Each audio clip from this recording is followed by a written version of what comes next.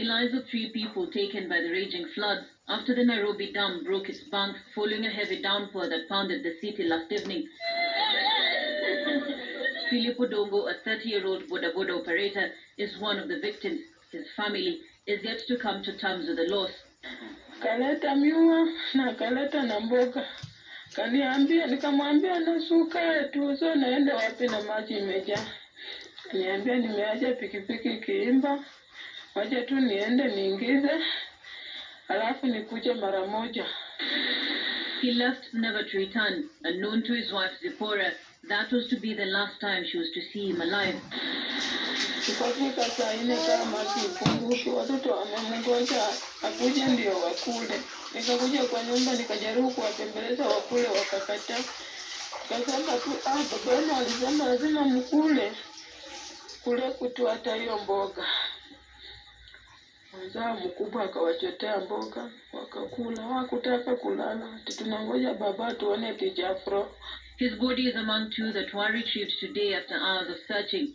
2 more bodies are reportedly missing, with residents fearing that the 2, a mother and child, could be no more. Bado wanatafutwa mpaka huko chini. Hatujaona wenye wanaweza kuja watusaidie wenye tunaweza tafuta wenye wamepelekwa na maji.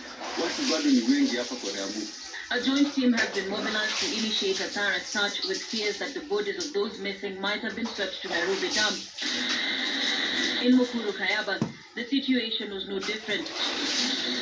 2 men are feared dead after they were swept away while crossing this bridge. The bridge reportedly collapsed from the pressure brought on by the raging waters of Ngong River.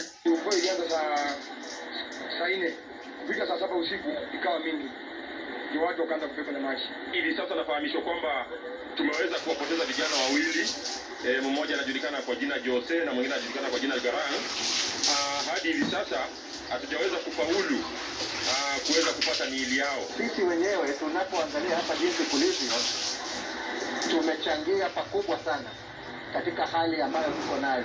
Kwanza kabisa ukiangalia unaona mto wenyewe umekuwa ni maeneo ya kutupwa takataka ambayo inazuia nafasi ya maji kutiririka kama ilivyo asili.